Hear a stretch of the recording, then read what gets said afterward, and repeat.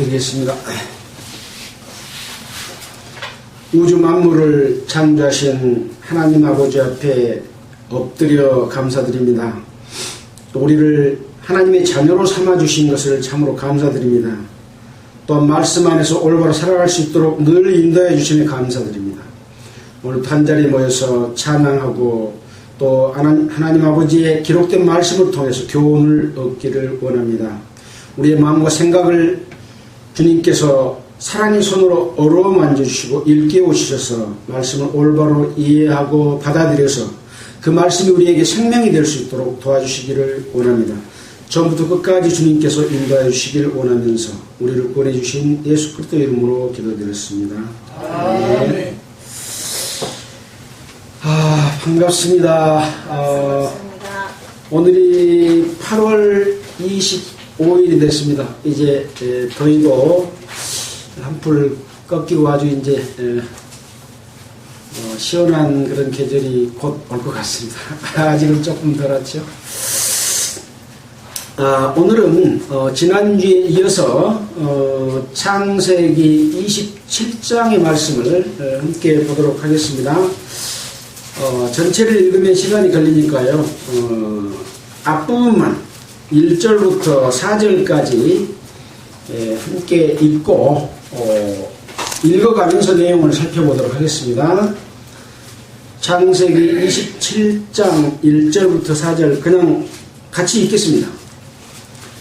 시작. 이삭이 나이 많아 눈이 어두워 잘 보지 못하더니 맏아들 에서를 불러 가로되 내 아들아 하매 그가 가로되 내가 여기 있나이다 하니 이삭이 가로되 내가 이제 늙어 어느 날 죽을는지 알지 못하노니 그런즉 내 기구 전통과 활을 가지고 들에 나가 나를 위하여 사냥하여 나의 즐기는 별미를 만들어 내게로 가져다가 먹게 하여 나로 죽기 전에 내 마음껏 내게 축복하게 하라.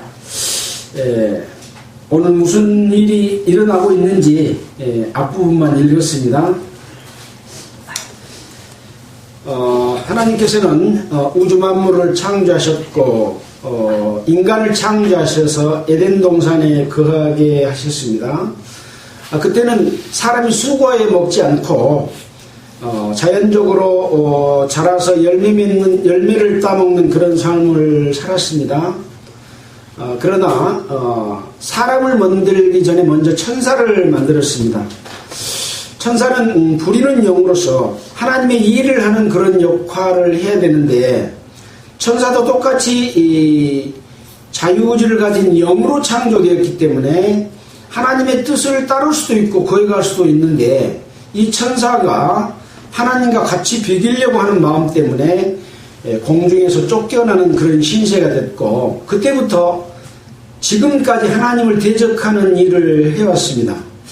하나님이 사람을 하나님의 사랑의 대상으로 함께 살 대상으로 만드신 것을 이 타락한 천사는 누구보다 잘 알고 사람의 마음과 하나님의 마음 속에 있는 자기가 하나님을 도전했던 것 같은 그런 마음을 알기 때문에 인간의 그 욕심, 하나님을 섬기고 하나님께 감사하고 이래야 되는데 그 질서를 무너뜨림으로 말미암아 사람이 하나님과 같이 되도록 하는 그런 그 유혹을 통해서 사람을 죄를 짓게 만들었고 하나님께서는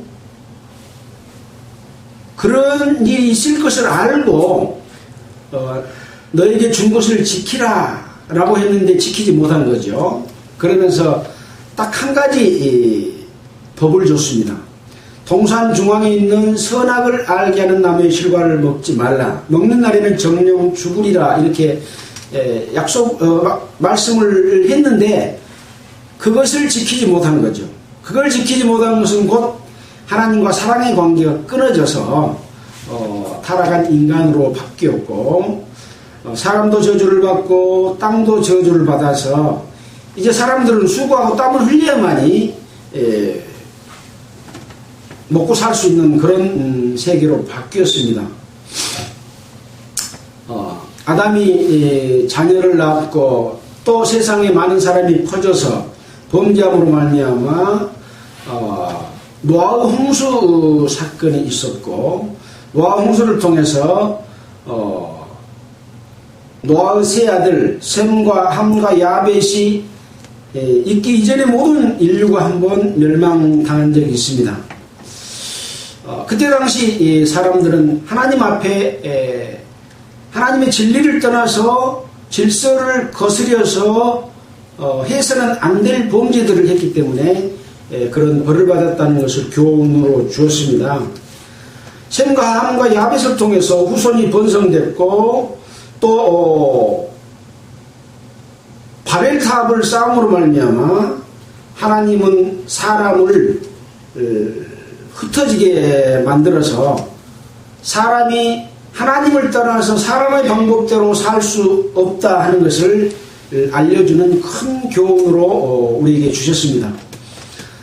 지금도 사람들은 하나님 없이 인간의 방법으로 잘 살 수 있다라고 생각을 하고 있는 거죠. 모든 사람이 거의가 다 그렇습니다. 그러나 우리는 하나님의 계심을 알고 하나님께서 우리에게 계획하시는 그런 계획들을 보고 배워서 하나님 아버지 뜻 가운데서 사는 것이 우리에게 진정한 생명이고 진정한 행복이고 영원히 없어지지 않는 축복의 삶인 것을 우리는 알기 때문에 오늘도 이렇게 하나님의 말씀을 통해서 교훈받고자 하고 있습니다. 이제 인류가 번성하면서 하나님께서 에덴 동산에서 이루어졌던 하나님의 뜻을 다시 회복하기 위해서 아브라함을 택했습니다. 그래서 우리가 아브라함을 공부를 했는데 아브라함이 어떤 그 선하고 의롭고 행실이 바르고 건전하고 그래서 택한 것이 아니라는 것을 우리가 새삼 보았습니다. 너무나 얼토당토 않는 그런 윤리에도 어긋난 그런 일들을 했지만 그런 모습을 보면서 우리도 아브라함과 똑같은 그런 잘못을 저지를 수 있는 사람을 하나님은 택했고, 그 아브라함에게 주신 약속과 아브라함이 하나님은 불가능한 것도 가능하게 할 수 있다고 하는 것들을 믿음으로 말미암아 그 믿음을 의로 여기셨던 우리는 교훈을 얻었죠. 그래서 이 하나님을 믿는 삶은 믿음으로 시작되는 삶입니다. 첫째는 뭡니까? 하나님이 살아계시고 역사하심을 먼저 믿는 거예요. 하나님이 계신다고 믿지 않으면 사실 예수를 믿을 필요도 없고 우리가 하나님을 섬길 필요도 없는 거죠. 왜? 인간이 최고니까. 그러나 우리가 하나님을 알기 때문에 그 하나님의 뜻을 따르는 그런 삶을 우리는 공부를 하고 있는 거죠. 그래서 이제 아브라함이 믿는 믿음이 무엇인지를 우리는 쭉 공부를 했습니다. 아브라함이 100세에 이삭을 낳았고 이제 이삭을 낳기 이전에 이스마엘을 먼저 낳았잖아요. 근데 하나님은 약속을 주신 그 약속을 변치 않고 그 약속대로 이루어 주시기를 바라는 어떤 계획이 있다고 하는 것을 우리는 배웠습니다. 그래서 이제 이삭을 통해서 하나님의 뜻이 이루어져 가고 있는 것들을 보게 되죠. 자, 우리가 지난주에는 26장 34절에 보면 에서가 40세 헷족속 브리의 딸 유딧과 헷족속 엘론의 딸 비스맛입니까? 바스맛입니까? 얘가 표준이 돼가지고 예? 바스맛을 아내로 취하였더니 그들이 이삭과 리브가의 마음에 근심이 되었더라 그랬습니다. 지금 에서는 쌍둥이로 태어났는데 이삭의 아들 야곱과 에서가 쌍둥이로 태어났는데 에서가 먼저 나왔고 야곱이 나중에 나왔잖아요. 근데 야곱에게 축복을 하게 됩니다. 그 이유는 무엇이었습니까? 이삭은 하나님의 뜻을 따르는 그러한 행동을 했고, 에서는 하나님의 뜻을 거역하는, 하나님이 약속으로 지금 아브라함과 이삭과 그 밑에 혈통에게 주시고자 하는 그 언약을 생각지 않고 행동하고 살았습니다. 그러니까 장자로서 당연히 아브라함의 축복을 이제 이삭이 받았잖아요.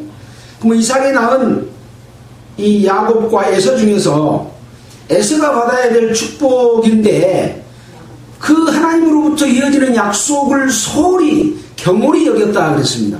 그것이 바로 장자의 명분인 거죠. 그래서 어느 날 이제 사냥을 하고 돌아와서 배가 너무 고픈 상태, 곤비한 상태가 됐을 때 야곱이 죽을 쓰고 있었는데 내가 곤비하니까 그 붉은 것을 나로 먹게 하라 그렇게 이야기를 했어요. 근데 이 야곱은 태어날 때부터 에서의 발뒤꿈치를 잡고 태어나가지고 자기가 먼저 나와서 장자가 되고자 하는 그런 그 마음을 갖고 있었던 거죠. 그래서 이것이 기회다 하고 좋다, 팥죽 줄 테니까 장자의 명분을 나한테 팔라. 그래가지고 장자의 명분을 팔아버렸잖아요. 그러니까 에서는 장자로서 명분을 야곱한테 팔았기 때문에 이삭의 축복을 받을 수가 있을까요? 받을 수 없는 상황이 된 거예요. 자, 그런데 이제 방금 읽었던 그 에서가 40세 헷족속 중에서 두 여자를 아내로 선택한 거에 대해서 이삭과 리브가의 마음을 근심하게 했습니다. 왜 그럴까요? 이삭은 아브라함으로부터, 아버지로부터 또 하나님으로부터 약속이 주어졌고 그 약속을 지키는 데 있어서 무엇이 중요하다는 것을 알고 있었습니다. 그래서 이삭도 아내를 택할 때 리브가를 택해서 이 헷족속 가나안 땅에 있는 사람과 결혼하지 않냐고 자기의 시족에게 가서 리브가를 데리고 와서 결혼해서 지금 착각을 했습니까?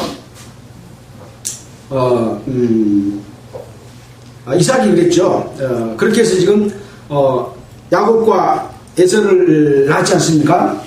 이런 것을 이 에서는 소홀히 했고 또 헷족속과 결혼을 한 거죠. 이제 뒤에 보면 이 두 헷족속의 여자들이 그 부모의 마음을 만족하지 못하겠다라고 하는 내용이 뒤에 나오게 됩니다. 28장 8절에 보면 에서가 또 본즉 가나안 사람의 딸들이 그 아비 이삭을 기쁘게 못하는지라 이에 에서가 이스마엘에게 가서 그 범초들 외에 아브라함의 아들 이스마엘의 딸이요 느바요스 누이인 마할랄렛을 아내로 취하였더라. 그러니까 헷족속 자기 부인이 부모를 기쁘게 못하니까 이스마엘의 딸을 또 아내로 또 택했습니다. 그러니까 이제 에서도 부모를 기쁘게 하려고 하는 마음은 가지고 있었다는 거죠. 자, 이런 상황 가운데서 이제 그 배경을 보고 27장을 봐야만이 왜 이러한 사건이 일어날 수밖에 없었는가 하는 것을 알게 되는 거죠. 27장 1절에 이삭이 나이 많아 눈이 어두워 잘 보지 못하더니 맏아들 에서를 불러 가로되 내 아들아 하매 그가 가로되 내가 여기 있나이다. 이렇게 해서 이제 나이가 많고 눈이 어두워졌습니다. 그래서 맏아들 에서를 불러서 축복을 하기 위해서 이제 말을 합니다. 내가 늙어서 언제 죽을지 모르니까 네가 평상시에 살아가고 있는 네 기구, 이 에서는 들에서 사냥을 하는 사냥꾼이잖아요. 그러니까 항상 전통은 뭡니까? 활을 담는 통을 전통이라고 합니다. 활을 담는 통과 활을 가지고 들에 가서 나를 위해 사냥을 해가지고 맛있는 고기로 별미를 만들어서 나에게 가져다 주면, 먹게 하면 내가 죽기 전에 너를 축복하겠다라고 이제 이삭이 말을 합니다. 자, 여기 보면 맏아들이 나오죠. 이 맏아들은 바로 하나님의 약속이 이어지는 그런 중요한 장자의 명분을 의미합니다. 근데 장자의 명분이 혈통의 명분은 아니라고 하는 것을 성경 여러 곳에서 입증을 하고 있습니다. 그래서 큰아들이 반드시 받아야 될 축복을 작은아들이 받는 경우가 늘 벌어졌죠. 그래서 혈통의 장자가 중요한 것이 아니라 장자의 명분이 무엇인지를 알고 그것을 얻는 것이 중요하다. 무엇입니까? 하나님의 뜻을 이해하고 아버지의 뜻을 이해하고 그 뜻에 맞추면 장자의 명분도 찾아가 장자의 명분을 얻을 수가 있다고 하는 거죠. 우리나라도 큰아들에게 재산 전체를 물려주는 옛 풍속이 있었죠. 그래서 큰아들은 자기 형제 자녀들을 살피고 늘 그 아버지 대행의 역할로서 가업도 이어가고 재산도 물려받고 형제들을 돌보는 그런 일을 했습니다. 근데 점점 사회가 바뀌면서 지금은 아들이나 딸이나 다 상속권을 1대1로 다 가지잖아요. 이제 어떻게 보면 이 장자의 명분이 의미가 없어지는 그런 우리 풍속이 바뀌었습니다. 그러나 하나님의 계획 속에서 장자의 명분이라고 하는 것은 바로 하나님이 어떤 약속이 이어지는 그런 명분이라고 하는 것이죠. 그래서 이제 그런 우리나라의 풍속 속에서도 장자가 반드시 장자의 명분을 얻고 상속을 다 받는 경우는 아니었죠. 큰아들이 좀 머리가 부족하고 좀 병이 들어서 문제가 있고 그러면 차자나 셋째 아들이 대신해서 큰아들 역할을 하는 경우도 있고 재산도 그러다 물려주는 경우도 있었죠. 그런 일이 있습니다. 그래서 중요한 것은 그 뜻과 그 역할을 할 수 있느냐 없느냐, 이게 중요하다고 하는 거죠. 자, 이렇게 이제 말한 것을 이 야곱과 에서의 어머니 리브가가 들었습니다. 지금 리브가의 마음은 누구를 더 사랑했다 그랬습니까? 야곱을 더 사랑한 거예요.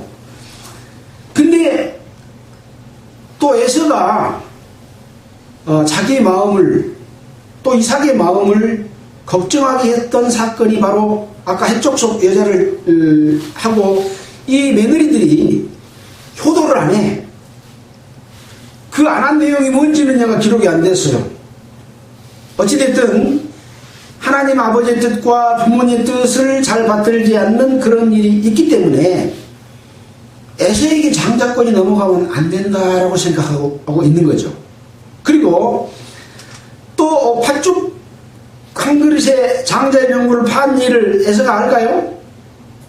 알 겁니다. 왜? 야곱이 그 이야기 안 했겠습니까? 했겠죠. 그래서 리브가가 그렇게 야곱 어머니가 그런 이야기를 들어서 할 겁니다. 이런 배경이 지금 그 앞에 있었던 거죠. 자, 그래서 이 리브가가 이제 야곱을 불러서 네 부친이 내 형 에서에게 말씀하신 것을 내가 들었다. 나를 위하여 그러니까 이삭을 위하여 사냥을 해가지고 별미를 만들어 나로 먹게 해서 죽기 전에 여호와 앞에서 너에게 축복하라고 한 것을 내가 들었다. 그러니까 야곱 너는 내 말을 쫓아, 리브가의 말을 쫓아 내가 너에게 명령한 대로 가서 우리가 키우고 있는 이 염소떼에 가서 염소의 좋은 새끼 한 마리를 내가 가지고 오면 그것으로 네 부친을 위하여 부친이 좋아하는 별미를 내가 만들어 주겠다. 그러면 너는 그걸 가지고 가서 축복을 네가 받도록 해라 라고 지금 말을 하고 있는 겁니다. 자, 내 말을 쫓아 합니다. 자, 우리는 여기서 이삭은 에서가 이방 여자를 취해서 근심하게 했지만 상속권이 장자에게 있다. 혈통의 장자인 에서에게 있다는 걸 알고 원칙대로 법대로 지금 축복하려고 하는 거죠. 마치 이것은 하나님의 공의와 같은 그런 마음의 자세로 지금 이삭은 에서에게 축복을 하려고 하고 있습니다. 반면에 리브가는 사랑으로서 하나님의 그 약속을 이어가려고 하는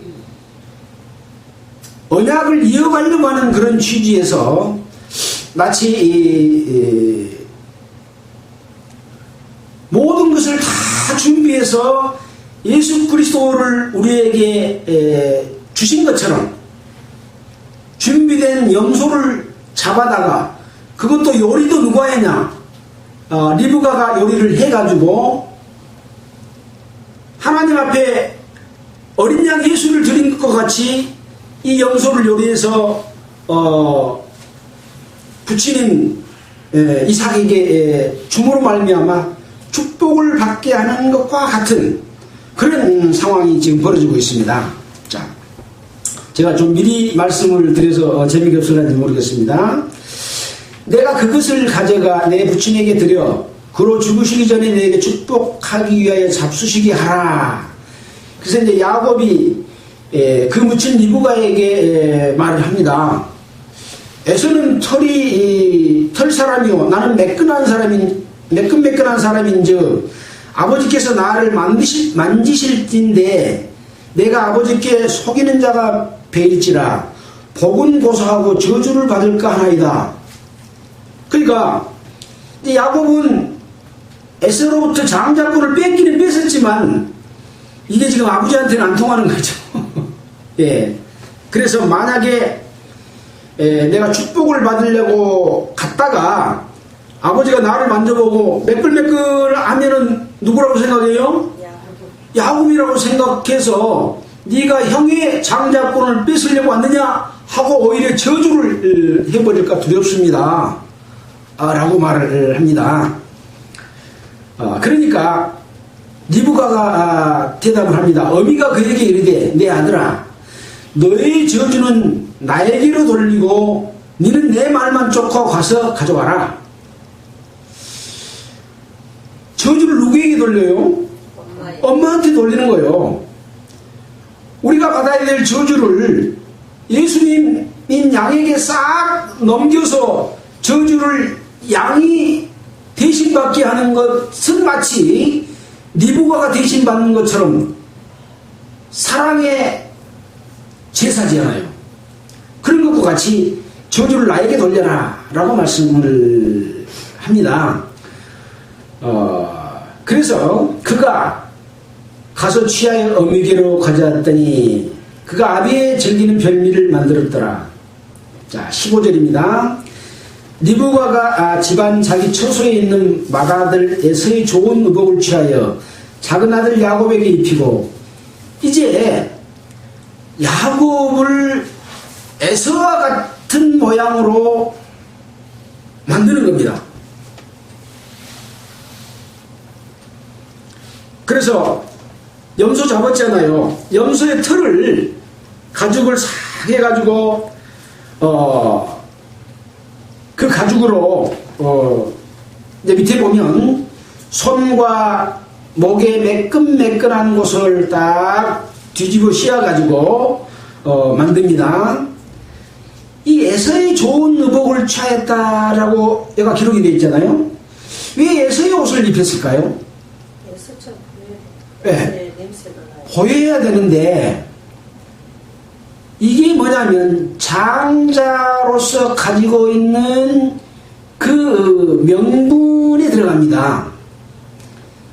자, 27절에 보면 그가 가까이 가서 그에게 입맞추니 아비가 그 옷의 향취를 맡고 그에게 축복을 하여 가로되 그랬습니다. 그러니까 에서의 옷에서는 장자의 향취가 나는 겁니다. 이 향취라는 장자의 옷을 이제 야곱에게 입혀줍니다. 누가 입혀줍니까? 엄마가 입혀준 거죠. 그리고 또 옷만 입으면 드러나는 팔이나 어디라 했습니까? 이마라 했습니까? 목에 매끈매끈한 곳에 또 둘러서 씌웁니다. 자, 이렇게 해서 축복을 받는 광경은 우리가 예수 그리스도로 옷 입은 것과 같은 그런 모습이라고 생각해 볼 수 있죠. 우리는 죄인입니다. 장자의 명분을 갖고 있지 않습니다. 장자는 누가 장자입니까? 유대인들이 장자예요. 우리는 이방인은 전부 약속 외의 자손들이고 또 하나님이 보실 때의 장자는 맏아들 예수 그리스도가 장자가 되도록 그렇게 계획이 되어 있습니다. 그래서 예수 그리스도로 옷 입은다고 하는 것은 장자로 옷 입은 것이고 장자의 향취가 나는 겁니다.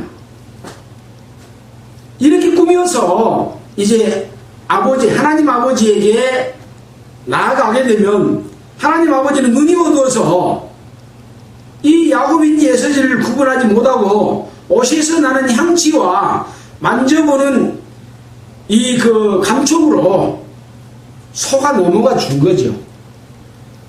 소가 넘어가 준지 안 준지는 이제 뒤에 보면 또 그것을 우리가 느낌으로 알 수가 있습니다. 자, 그래서 어떻게 보면 이렇게 하는 일들이 뭐 초등학생들이 하는 일들 같죠. 말도 안 되는 일들 같잖아요. 우리 대소법도 마찬가지입니다. 죄를 지면 죄 지은 당사자가 처벌받아야 당연히 맞죠. 근데 왜 염소나 송아지를 잡아서 거기다가 죄를 옮기고 염소나 송아지가 죽으면 이스라엘 백성들의 죄가 용서됩니까? 또 왜 예수님이 어린 양 예수로 와가지고 우리 대신 모든 죄를 지고 갑니까? 이것은 우리의 마음이 아니라 하나님의 마음이고 하나님의 방법이라는 거죠. 우리는 그걸 배우고 있는 겁니다. 우리의 지식과 우리의 이론과 우리의 전통과 우리의 상식으로 이 성경을 보면 어떤 것도 이해할 수가 없는 얼토당토 않는 얘들 장난 같은 모습으로 보일 수가 있습니다. 우리는 이 성경 속에서 하나님의 마음이 어떻게 움직이고 그것이 지금 이스라엘 백성 속에서 나타나고 그것을 인정해주고 축복해주는가 이것을 보고 있는 겁니다. 자, 그래서 이제 18절에 보면 17절에 보면 그 만든 별미와 떡을 자기 아들 야곱의 손에 주매 야곱이 아버지에게 나아가서 내 아버지요 하고 부른데 가로되 내가 여기 있노라 내 아들아 네가 누구냐 이제 물어보는 거요. 이삭이 이제 물어봅니다. 왜 물어봤을까요? 목소리가 에서의 목소리가 아니요. 첫 번째 에서의 목소리가 아니요. 그러니 네가 누구야? 만약에 에서가 와서 말을 하고 에서의 목소리였다면 네가 누구냐 안 물어봤을 것 같아요. 자, 야곱이 아버지에게 대답하되 나는 아버지의 맏아들 에서소이다. 이거 맏아들을 꼭 내야 돼. 왜? 맏아들이야 장자의 명분이 있으니까 나는 지금 아버지한테 축복받으러 왔습니다. 음식해가지고 와서 맏아들 에서입니다 라고 말하는 거예요. 아버지께서 내게 명하신 대로 내가 하였사오니 청컨대 일어나 앉아서 내가 사냥한 고기를 잡수시고 아버지의 마음껏 내게 축복하소서. 이삭이 그 아들에게 이르되 내 아들아 내가 어떻게 이같이 속히 잡았느냐. 지금 에서는 아버지의 말을 듣고 지금 사냥하러 갔잖아요. 짐승을 잡으러 갔어. 양을 잡으러 간 게 아니라 사냥하러 왔는데 벌써 얼마 지나지도 않았는데 음식을 만들어 가지고 오니까 그렇게 말을 합니다. 이같이 어떻게 속히 잡았냐. 그가 가로되 아버지 하나님 여호와께서 나로 순적이 만나게 하셨음이니이다. 에서의 말이 얼마나 죄송합니다. 야곱의 말이 자꾸 머리하고 말하고 틀리게 나오는 야곱의 말이 얼마나 아버지의 마음에 하나님의 마음에 합당한 이야기를 합니까? 하나님 아버지께서 나로 여호와께서 순적이 만나게 하셨습니다. 사실 이 말이 틀린 말은 아니죠. 지금 엄마 리브가가 염소를 잡아서 요리를 해가지고 다 해준 것은 지금 하나님 아버지의 뜻이 에서가 합당치 않기 때문에 야곱에게 주기 위한 그런 절차가 지금 진행 중이라니까요. 그 과정에서 지금 리브가가 야곱에게 꾸민 꾸밈은 하나의 우리가 그리스도로 옷 입은 것 같은, 예수 그리스도를 통해서 구원받는 것 같은 과정 가운데 있는 것이죠. 그러니까 결국은 하나님께서 그렇게 순조롭게 해줬습니다. 그러니까 이제 이삭이 야곱에게 말을 합니다. 내 아들아 가까이 오라. 네가 과연 내 아들 에서인지 아닌지 내가 너를 만지리 하노라. 이제 야곱은 다 준비해놨으니까 걱정이 있겠어요 없겠어요? 걱정이 없어. 목소리는 지금 이미 인정해주고 넘어가 주지 않아요. 근데 뒤에 이제 지적을 하긴 합니다. 이삭이 만지며 가로되 음성은 야곱의 음성이나 손은 에서의 손이로다 하며, 지금 아버지 이삭은 눈만 어두웠지 귀는 총총해요. 노인이 되면은 밤귀가 더 밝아진다 그러잖아요. 물론 어두워진 사람도 있습니다만은. 그래서 낮에 새소리 밤에 쥐소리까지도 다 들을 만큼 잠귀가 밝아진다 그러잖아요. 이 야곱도 귀는 밝아. 그래서 음성을 다 분별을 해요. 근데 눈이 어두워. 이삭이 죄송합니다. 그래서 제 말의 실수를 보지 말고 그 의미가 무엇을 말하고 있는가를 항상 봐야 됩니다. 잘못된 사람만 보면 하나님의 역사가 안 보여요. 변명입니다. 자, 그래서 음성은 야곱의 음성이나 손은 에서의 손이로다 라는 말씀이 있습니다. 우리가 이사야서 59장 한번 봐볼까요? 이사야 59장에 이런 말씀이 있습니다. 여호와의 손이 짧아 구원치 못하심도 아니요 귀가 둔하여 듣지 못하심도 아니라 오직 너희 죄악이 너희와 하나님 사이를 엮고 너희 죄가 그 얼굴을 가려서 너희를 듣지 않으시게 하니라. 그러니까 귀가 둔하여 듣지 못하심이 아니다. 죄가 하나님과 인간 사이를 가렸다. 이런 것을 한번 생각해 봤습니다. 자, 그래서 23절에 보면 그 손이 형 에서의 손과 같이 털이 있으므로 능히 분변치 못하고 축복하였더라. 그래서 여기는 분변치 못했다고 되어 있지만 이삭이 야곱인지 에서인지 분별치 못했다고 여러분이 생각되십니까?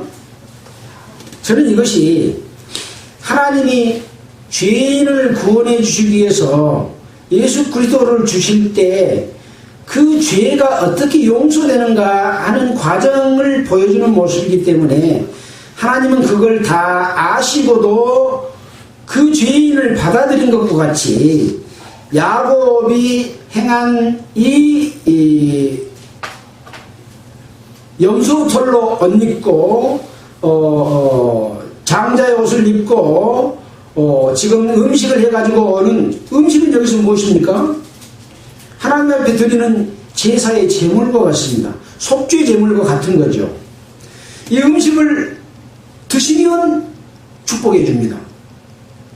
하나님이 예수 그리스도의 어린 양의 제사를 받아들이면 모든 인류의 죄를 용서해 주는 것과 같은 그런 것이라고 생각을 해볼 때 이삭은 알고도 그것을 장자의 명분을 이어주는 축복을 했다, 이런 생각을 해봤습니다. 이건 제 생각입니다. 이삭이 가로되 내가 참 내 아들 에서냐? 그가 대답하되 그러하니이다.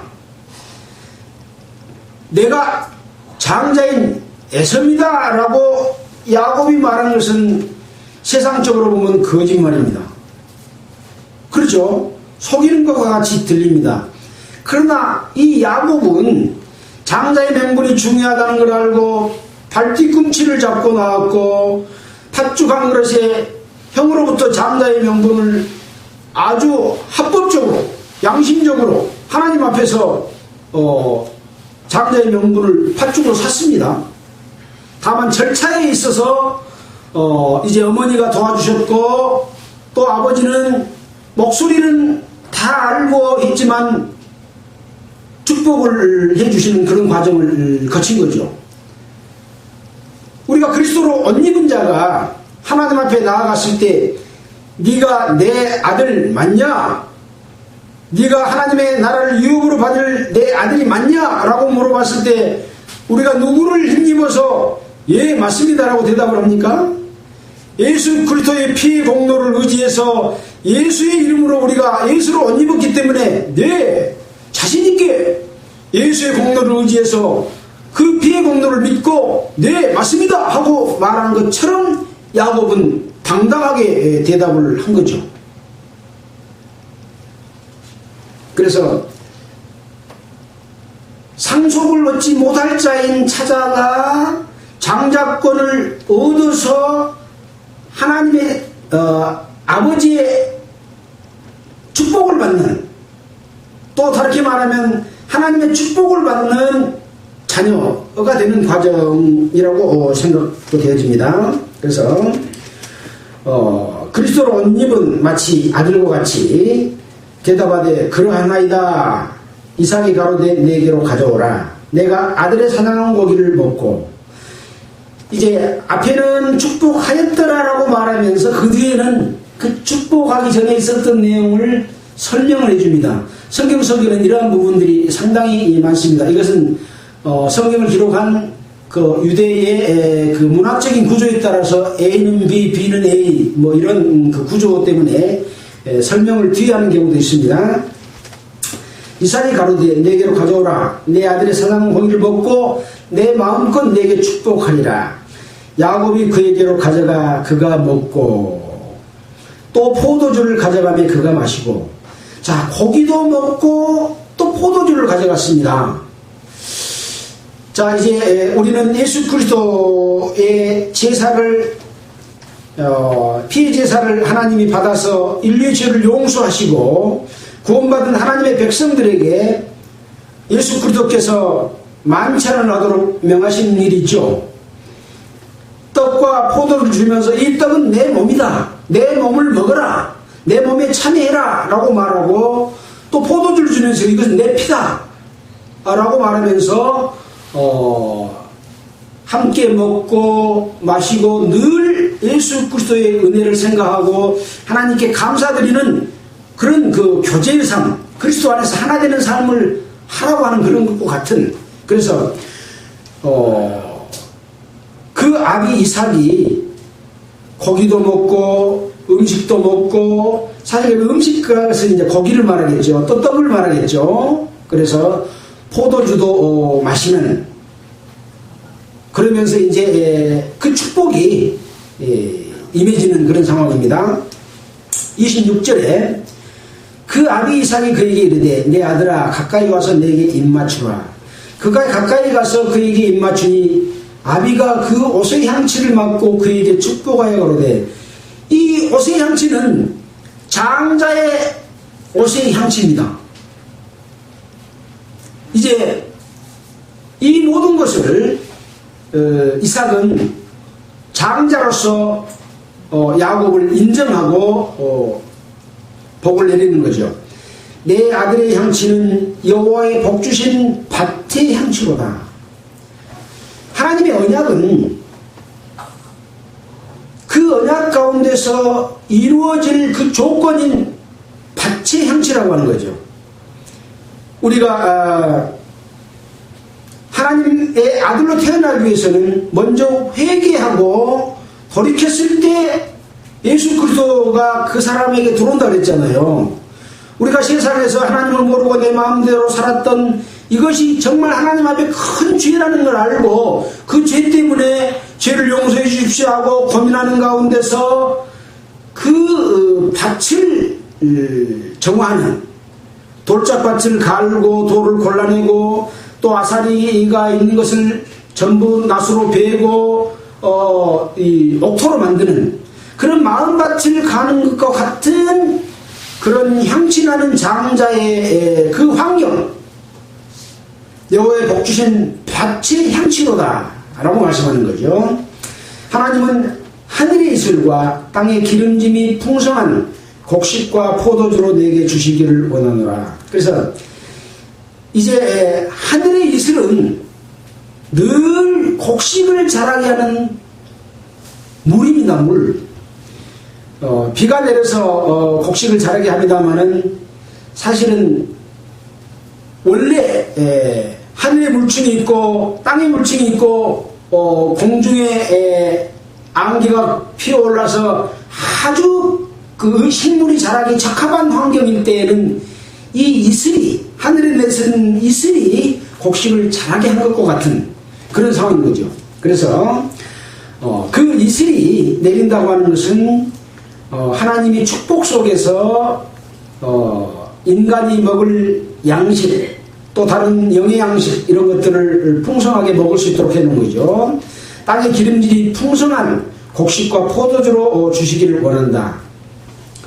만민이 너를 섬기고 열국이 너에게 굴복하리니 내가 형제들의 주가 되고 내 어미의 아들들이 내게 굴복하며 내게 저주하는 자는 저주를 받고 내게 축복하는 자는 복을 받기를 원하노라. 그래서 이제 야곱의 자손들이 번성하고 또 하나님께서 지켜주시고 보호해 주실 것을 축복해 주시는 거죠. 그래서 그리스도인이 이 땅에 살아가는 가운데서도 늘 우리와 함께하고 하나님께 감사드리고 여호와의 이름을 부르고 또 제단을 쌓고 이런 그 하나님과 늘 동행하는 삶을 살 때 영원한 하나님의 나라의 축복도 물론이거니와 이 땅에서도 축복을 주신 것이 사실이잖아요. 그래서 그런 것들을 함께 주시는, 그리고 적의 공격으로부터 늘 보호해 주시는 그런 일이죠. 그래서 만민이 너를 섬긴다고 하는 것은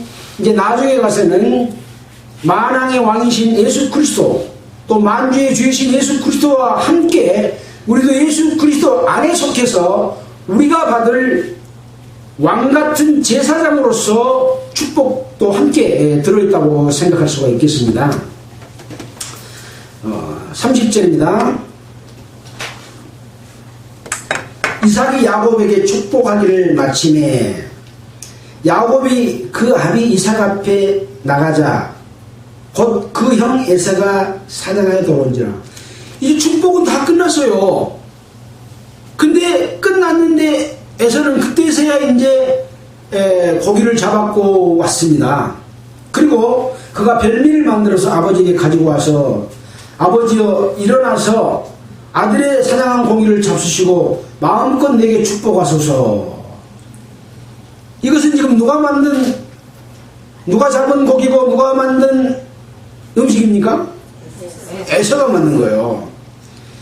이것은 은혜로 주신 예수 그리스도가 아니라 내가 노력하고 내 공로로 만든 나의 의의를 가지고 하나님 앞에 나아가는 것과 같은 종교적인 어떤 열심. 지금 야곱은 집에서 키우는 염소 잡아보니까 엄마가 다 만들어줬잖아요. 우리는 아무것도 한 일이 없는데 예수님께서 우리를 예수님 안에 포함시키시고 예수님께서 돌아가실 때 함께 우리가 십자가에 못 박혔고 함께 장사되고 예수님이 부활할 때 함께 우리를 일으켜서 우리를 그리스도 안에서 구원해 준 것은 내가 뭐 한 것이 있어서 해준 겁니까? 아무것도 한 것이 없는데 100% 은혜로 해준 것과 같은 거죠. 근데 에서는 자기가 노력하고 자기의 공로로 자기가 음식 만들어서 지금 가지고 온 거예요. 자기 아내 리브가가 해준 음식이 맛있을까요? 에서가 만든 음식이 맛있을까요? 네. 맛있는 별미를 만들어 드려야 되는 거예요. 하나님의 마음에 합당한 제사를 이야기합니다. 하나님의 마땅한 속죄의 제사는 하나님 앞에 뭘 만들어서 우리의 공로로 뭘 열심히 해가지고 드리는 것이 아니라 그랬잖아요. 나는 그 제사를 받지 않겠다. 내가 원하는 것은 너희들의 상한 심령이다. 자기가 하나님 앞에 죄 있는 것을 알고 돌이켜 회개하고 울고 부르짖는 그 통회하는 심령을 보고 내가 은혜를 베풀어 준다 라고 하는 것과 같은 상황인 거죠. 자, 그래서 그 말을 듣고 이삭이 심히 크게 떨며 가로되 그런즉 사냥한 고기를 내게 가져온 자가 누구냐? 너 오기 전에 내가 먹고 다 그를 위해 축복하였은즉 그가 정령 복을 받을 것이니라. 번복은 없어요. 이제 이미 축복은 끝났습니다. 우리는 여기서 열처녀의 비유를 생각해 볼 수가 있죠. 5처녀는 지혜로운 처녀요, 5처녀는 미련한 처녀요. 둘 다 등불을 켰지만 지혜로운 처녀는 등과 기름을 함께 준비해서 등은 불을 켜는 것이고 기름은 계속 불을 켜도록 대주는 것이잖아요.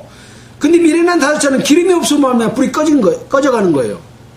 그래서 계속적인 기름의 공급은 이제 하나님의 자녀로서 신부로서 합당하게 사는 삶까지도 함께 수반되어야 된다라고 하는 걸 우리가 배웠잖아요. 근데 이미 결혼 때가 돼버린 것은 모든 기간이 끝나서 혼인잔치가 시작됐고 문이 닫혀진 걸 의미합니다. 자, 그래서 에서가 그 아비의 말을 듣고 방성대곡하며, 방성대곡이란 말은 노을방 소리성차, 목 놓아서 큰 소리로 지르면서 우는 겁니다. 아비에게 이르되 내 아버지여 내게 축복하소서 내게도 그리하소서. 만약 이때 자기 자신을 깊이 느꼈다면 내가 그때 야곱에게 팥죽 한 그릇에 장자의 명분을 팔아버렸지. 내가 잘못했구나. 야곱이 축복받는 것은 어떻게 보면 당연한 것이었구나. 나는 그 장자의 명분을 귀한 것으로 여기지 아니하고 내가 우선 배고픈 것만 생각했구나 하고 뉘우치고, 내가 핵족 속의 아내를 취한 것도 아버지의 마음을 근심하게 했구나. 이런 여러 가지를 뉘우친 맞겠죠. 근데 이미 때는 지나갔습니다.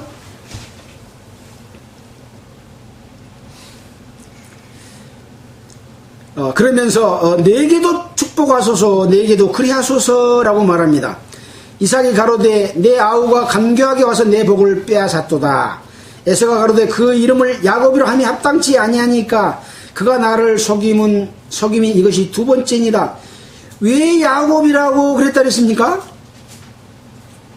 발꿈치를 잡고 나와서 야곱이라 그랬어요. 근데 그것이 합당치 않다.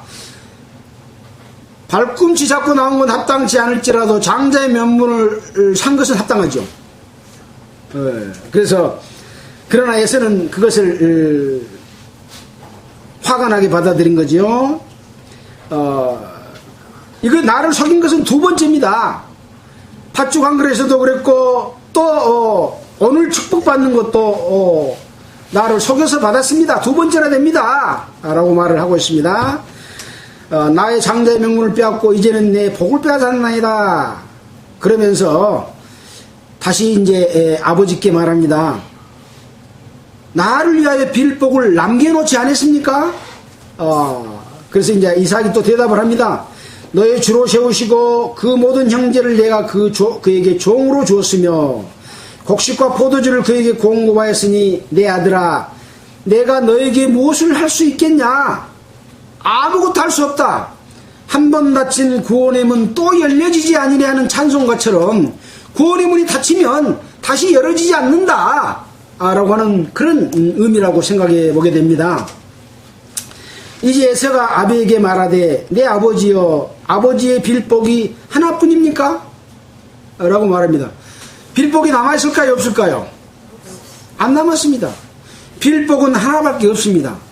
이 하나밖에 없는 빌복이라고 하는 것은 장자의 명분으로 이어진 하나님의 약속으로 주는 약속이기 때문에 그렇습니다. 그 약속을 위반하면 줄 것이 없다 그 말입니다. 아니 줄 게 없겠어요? 있어요. 근데 그것을 이야기한 게 아니다는 이야기죠. 다른 곳에서도 다 줬고 남는 것을 또 나눠준 것이 있었다 그랬잖아요. 이삭과 이스마엘 때도 아브라함이 줄 때도 이스마엘에게도 줬잖아요. 이런 것처럼 나눠줄 게 있습니다. 그러나 여기서 말하는 것은 뭐냐? 아버지의 빌복은 아브라함과 이삭과 야곱에게 약속하신 언약으로 말미암아 주실 축복입니다. 영원한 하늘나라의 축복하고 같은 거죠. 그것은 없다 이 말입니다. 그래서 내게도 그리하소서 하고 소리를 높여 우니 이제 이삭이 대답을 합니다. 너의 주소는 땅의 기름짐에서 뜨고 너는 뜨고 내리는 뜨고요. 그 다음에 내리는 하늘 이슬에 뜰 것이며 그러니까 기름이 땅에서 뜨면은 이것은 따로 놀잖아요. 또 기름 위에 물 위에 기름이 뜬다 그러잖아요. 그러면 그 기름이 아무런 땅에 유익이 없는 거예요. 너는 칼을 믿고 생활하겠고 전부 지금 육신적으로만 생각하는 그런 땅에 관한 것들이죠. 네 아우를 섬길 것이며 네가 매임을 벗을 때는 그 멍에를 내 목에서 떨쳐버릴 것이라. 좀 이해하기 어려운 말이 있는데 킹제임스를 찾아보니까 네가 다스릴 때 네가 네 목에서 그의 명예를 끊어버릴 것이다 라고 하는 거 그렇게 이해하는 게 훨씬 쉬울 것 같습니다. 자, 그래서 41절에 보면 그 아비가 야곱에게 축복한 그 축복을 인하여 에서가 야곱을 미워하여 신중에 이르기를 아버지를 곡할 때가 가까웠은즉 내가 내 아우 야곱을 죽이리라 했더니, 그러니까 이 야곱은 끝까지 뉘우치지 아니하고 에서는 끝까지 뉘우치지 아니하고 야곱을 미워하고 아버지께서 내리신 그 축복에 대해서 못 받은 것을 한탄하고 야곱을 죽이리라. 이제 아버지가 곧 죽게 됐다 이 말이에요. 아버지를 곡할 때가 가까웠은즉. 그래서 이 이삭은 창세기 35장 28절에 보면 180살에 죽었습니다. 지금 현재 몇 살인지는 제가 계산을 안 해봤네요. 42절입니다. 맏아들 에서의 이 말이 리브가에게 들리매 이삭을 죽여버리겠다 하는 말이 이제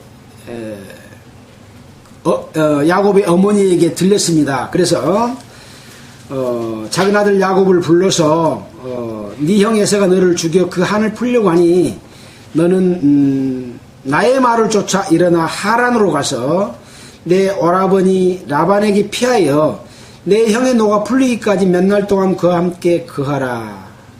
그래서 이 육신으로 오는 이 고통을 피하는 그런 길을 또 이 리브가가 이 야곱에게 제시를 해줍니다. 우리가 세상에 살아가면서 육신적인 많은 고통들이 그리스도인들도 함께 있게 됩니다. 그러나 그 고통을 피해서 하나님께서 안전한 곳으로 우리를 인도하시는 그런 그 방법도 제시를 해주고 있는 거죠. 내 형의 노가 풀리기까지 몇 날 동안 그와 함께 거하라.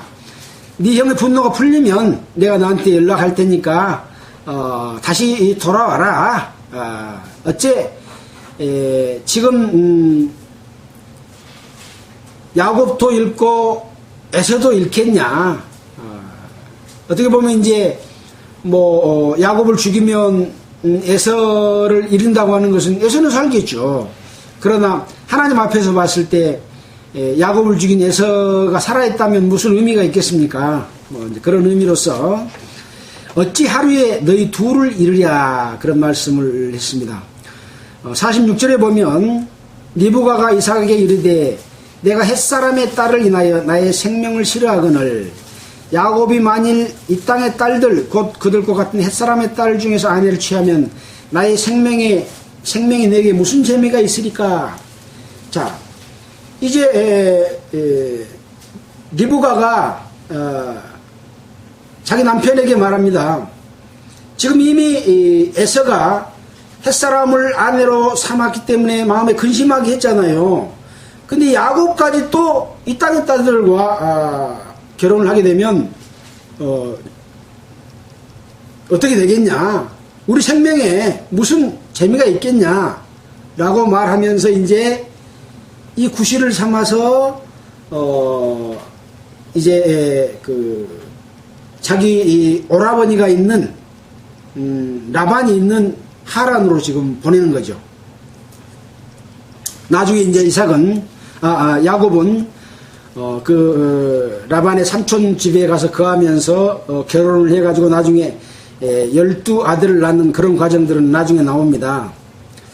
아까 봤듯이 이 이삭도 이 에서도 자기 부인 두 사람이 부모를 기쁘게 못하니까 이스마엘에게 가서 느바요의 누이인 마알렛을 아내로 취하는 그런 일들을 나중에 하기는 했습니다. 자, 우리는 오늘 이 27장 속에서 교훈 받을 내용이 무엇이냐 하는 것을 생각해 본다면 이미 마다들에게는 하나님의 축복이 약속되어 있지만 약속을 주신 것은 하나님의 말씀을 믿고 그 말씀을 받아들여서 실천하는 자에게 준다고 하는 것이죠. 근데 그 약속이 주어졌지만 그 약속을 경홀히 여기고 하나님의 뜻과 아버지의 뜻과 다르게 살아가면 그 장자의 약속이 이루어진다고 하는 겁니다. 그래서 미련한 다섯 처녀와 같은 혼인에 참석하지 못하는 그런 일들이 벌어질 수가 있기 때문에 항상 등과 등불을 함께 가지고 살아가는 삶. 그래서 장자가 되는 것이 중요한 것이 아니고 장자로서의 역할과 삶을 살아갈 때 그 약속이 현실로 이루어져서 하나님의 축복, 아버지의 축복을 받게 되는 것이고 또 우리 하나님의 자녀들도 그 약속이 영원한 기업으로 이어지게 되는 거죠. 그래서 두렵고 떨림으로 너희 구원을 이루라. 우리가 예수 그리스도로 말미암아 구원받는 것이 구원 맞습니다. 그러나 구원을 이루라고 하는 구원은 하나님의 합당한 뜻 가운데서 살아가는 삶을 이야기하고 있잖아요. 그리고 이제 예수님이 마지막 때에 오셔서 우리 모두를 부활시킬 때는 이 육신의 몸을 벗어버리고 그 약속이 나의 삶이 되는 그러한 몸으로서 그 약속 주신 것을 내가 직접 누릴 수 있는 몸으로 바뀌는 몸으로 됐을 때 완전한 구원, 온전한 구원이라 이렇게 말씀하신 것과 같이 장자의 명분은 가지고 있어도 하나님의 뜻과 다르게 살면 이루어진다 라고 하는 것을 생각해 볼 수가 있어서 주신 것을 잃게 되는 것에 대해서 우리가 유념해야 된다라는 생각을 갖게 됩니다. 이제 그 이후에 또 벌어지는 여러 가지 일들을 통해서 이스라엘의 역사가 이제 또 계속 진행되어집니다. 그래서 이 구약 성경은 하나님이 아브라함을 선택하고 그 가운데서 이어져 오는 역사 속에서 우리에게 무엇을 알려주시는가 하는 것을 우리는 그것을 깨닫고 그 아버지의 합당한 뜻 가운데서 우리가 그것을 받아들이고 그것을 행하고 실천했을 때 영원한 영생 속에서 축복 얻는 삶이 있다고 하는 것이죠. 그래서 이스라엘을 통해서는 늘 하나님께 범죄하고 떠나면 이스라엘이 망하고 하나님의 뜻에 합당하면 이스라엘을 축복하고 했던 일들이 반복해서 이루어집니다. 그런데 이스라엘은 늘 하나님을 거역합니다. 또 선지자는 하나님의 뜻을 따르지 않고 자기 배를 위해서 이스라엘 백성들 걸 갈취하고 뜯어먹고 못된 짓을 하는 일들이 벌어집니다. 선지자가. 그래서 우리는 어떠한 위치나 직분에 있든지 간에 하나님의 뜻에 합당하게 살게 되면 하나님은 공평하게 영원한 축복에서는 다 함께 누릴 수 있도록 그렇게 해주신다 하는 것들을 우리는 공부하게 됩니다. 기도드리겠습니다. 하나님 아버지 참으로 감사를 드립니다. 오늘 창세기 27장을 통해서 이삭이 에서에게 축복하지 않고 야곱에게 축복했던 내용들을 생각해 봤습니다. 혹 잘못된 말이 있다면 주님 바로잡아 주시고 일깨워서 올바른 지식과 믿음 가운데서 우리의 삶이 그 합당한 가운데서 살아주도록 도와주시기를 원합니다.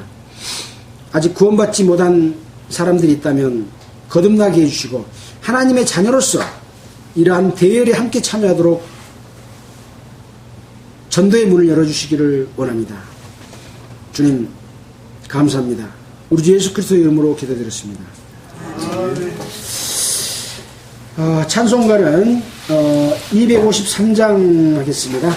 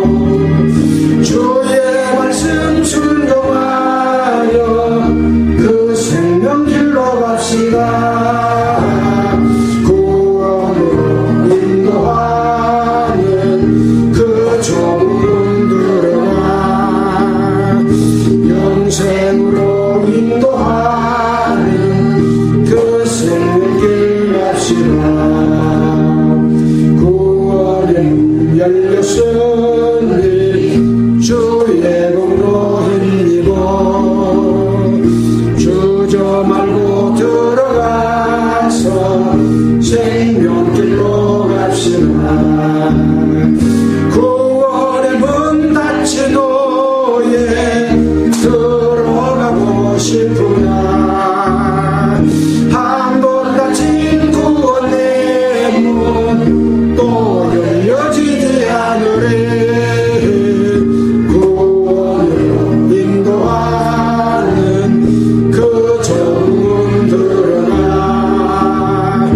영생으로 인도하는 그 생명길 갑시다.